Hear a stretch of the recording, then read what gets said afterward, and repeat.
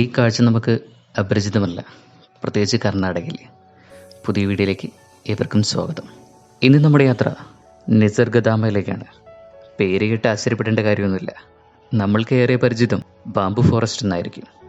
കർണാടകയിലെ കൊടക് ജില്ലയിലെ കുശാൽ നഗറിന് അടുത്തായിട്ട് കാവേരി നദിയിൽ രൂപം കൊണ്ടിട്ടുള്ള ഒരു ചെറിയ ദ്വീപാണ് കാവേരി നിസർഗധാമ, അഥവാ നമ്മൾ മലയാളികൾക്ക് ഏറെ പരിചിതമായിട്ടുള്ള ബാംബു ഫോറസ്റ്റ്.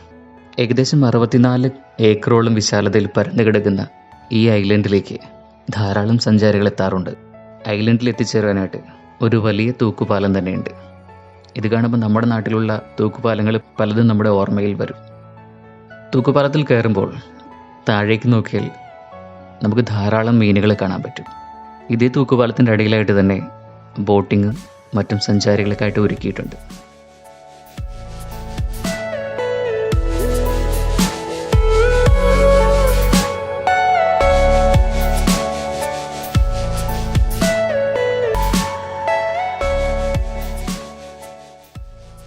ഇനി ഈ ബാംബു ഫോറസ്റ്റിൻ്റെ വിശേഷങ്ങളാകാം. 64 ഏക്കറിൽ പരന്നു കിടക്കുന്ന ഈ ഐലൻഡിൽ ധാരാളം മുളങ്കാടുകൾ വച്ചുപിടിപ്പിച്ചിട്ടുണ്ട്, അല്ലെങ്കിൽ അവയെ സംരക്ഷിക്കുന്നുണ്ട്. അതുകൂടാതെ ചന്ദനമരങ്ങളും തേക്കുമരങ്ങളും എല്ലാം നമുക്കിവിടെ കാണാൻ പറ്റും.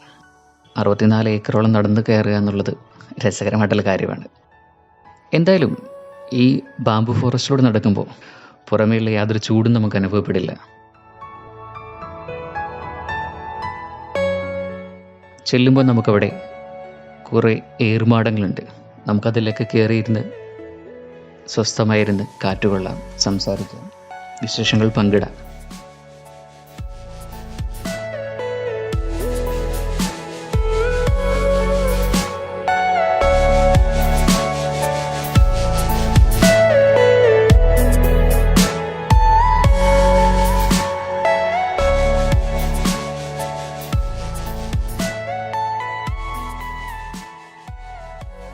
ഈ ഓട്ടം കാണുമ്പോൾ നിങ്ങൾ വിചാരിക്കും എന്തോ വലിയൊരു കാര്യമുണ്ടെന്ന്. ശരിയാണ്, വലിയൊരു കാര്യമുണ്ട്. കാരണം നമ്മുടെ ഏറുമാടത്ത് ഇറങ്ങിക്കഴിഞ്ഞാൽ അപ്പുറത്തായിട്ട് ഒരു സിപ്പ് ലൈൻ ഉണ്ട്. ചെറിയൊരു സാഹസികത ഇഷ്ടപ്പെടുന്നവർക്ക് ഇതിൽ കയറാം. അതിൽ കയറാനുള്ള ഓട്ടമാണ് നിങ്ങൾ കണ്ടത്. ഞാനും കയറി, എൻ്റെ കൂടെയുള്ള കയറി. ചെറുതാണെങ്കിലും കുറച്ച് നേരത്തേക്കൊരു ത്രില്ല്. ഇതുകൂടാതെ അവിടെ ഡിയർ പാർക്കും മാൻ പാർക്കും പിന്നെ ആനസവാരിയും എല്ലാം ലഭ്യമാണ് കേട്ടോ. സഞ്ചാരികൾക്കായിട്ട് അതിലൂടെ ഒഴുകുന്ന നദികളിൽ ഏറ്റവും സേഫായിട്ടുള്ള സ്ഥലങ്ങളിൽ ഇറങ്ങുവാനുള്ള അനുവാദമുണ്ട്. നമ്മളിനി അങ്ങോട്ടേക്കാണ്. ഇത് കാണുമ്പോൾ എൻ്റെ ഓർമ്മയിൽ വരുന്നത് എൻ്റെ നാടിനടുത്തുള്ള പാണിയിലി പോരാണ്. അവിടെയും ഇതുപോലെ നമ്മൾക്ക് ഇറങ്ങാം, നദികളിലൂടെ സഞ്ചരിക്കാം. പക്ഷേ അല്പം അപകടം പിടിച്ചതാണെന്ന് മാത്രം. പക്ഷേ അവർ പറയുന്ന മുൻകരുതൽ എടുക്കുന്നുണ്ടെങ്കിൽ നമ്മൾക്ക് അപകടം കൂടാതെ തിരിച്ചെത്താം.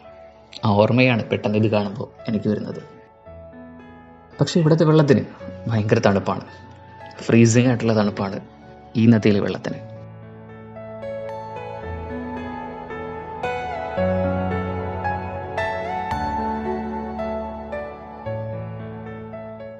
എന്തായാലും ചെറിയ നദിയൊക്കെ ക്രോസ് ചെയ്ത് ഞങ്ങൾ മുന്നോട്ട് പോയി.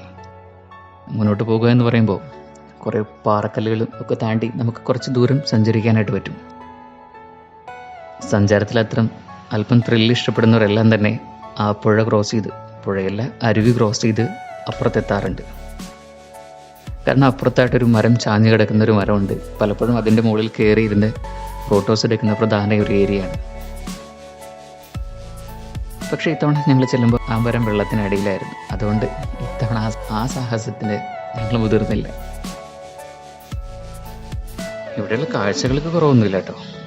ശരിക്കും ഒരു ചെറിയൊരു ഫോറസ്റ്റ്, വന്യമൃഗങ്ങളുടെ ഒന്നും ശല്യമില്ലാത്ത ചെറിയൊരു ഫോറസ്റ്റ് എന്ന് വേണമെങ്കിൽ ഇതിനെ നമുക്ക് വിശേഷിപ്പിക്കാം.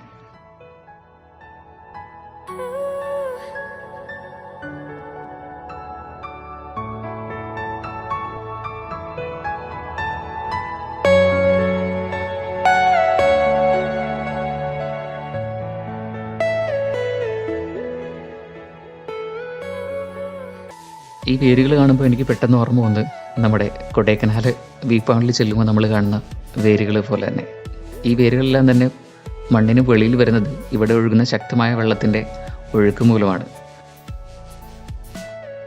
സീസണാണെങ്കിൽ ഇവിടെയൊക്കെ നിറയെ വെള്ളമായിരുന്നു. ഈ പാറക്കെട്ടുകളൊക്കെ നിറഞ്ഞ് വെള്ളം ഒഴുകാറുണ്ട്. പലപ്പോഴും വഴുക്കലുള്ള പാറക്കെട്ടുകളാണ് ഇതിൽ പലതും. അതുകൊണ്ട് നമ്മൾ നടക്കുന്നുണ്ടെങ്കിൽ അല്പം സൂക്ഷ്മതയോടെ നടക്കുന്നതായിരിക്കും എപ്പോഴും നല്ലത്. പലപ്പോഴും ഞങ്ങളിൽ പലരും തെന്നി വീഴാനൊക്കെ പോയിട്ടുണ്ട്.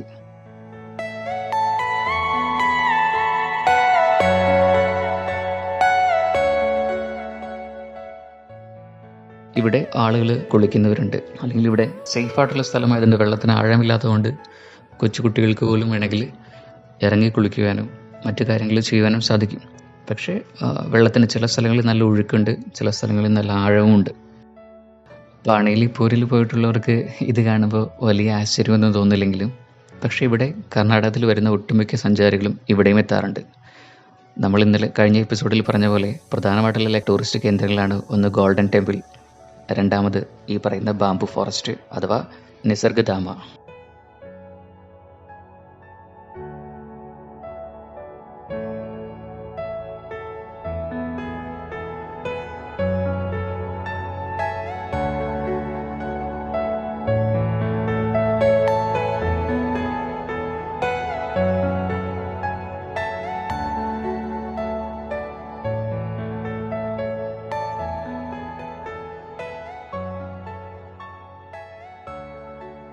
എന്തായാലും ഇവിടുത്തെ കാഴ്ചകളെല്ലാം കണ്ട് നമ്മൾ പുറത്തേക്ക് ഇറങ്ങുകയാണ്.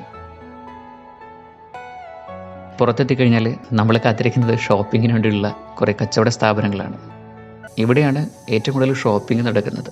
വരുന്ന വിനോദസഞ്ചാരികളെല്ലാം തന്നെ ഇവിടെ നിന്ന് പലതരത്തിലുള്ള സാധനങ്ങൾ വാങ്ങാറുണ്ട്. നമ്മൾക്ക് ആവശ്യമുള്ള എല്ലാം വളരെ ചീപ്പ് റേറ്റിൽ ഇവിടെ ലഭ്യമാണ്. പലപ്പോഴും വിലപേശലിന് കാരണമാകാറുണ്ട്. നിങ്ങളുടെ നാക്കാണ് നിങ്ങൾ പറയുന്ന വില നിശ്ചയിക്കുന്നത്. അപ്പോൾ ഇവിടെയുള്ള ഷോപ്പിംഗ് എല്ലാം കഴിഞ്ഞ് ഞങ്ങൾ മടങ്ങുകയാണ്. അടുത്ത യാത്രയിൽ വീണ്ടും കാണാം. സ്നേഹപൂർവ്വം, ഞാൻ ഷനീദ്, ദ നാവിഗേറ്റർ.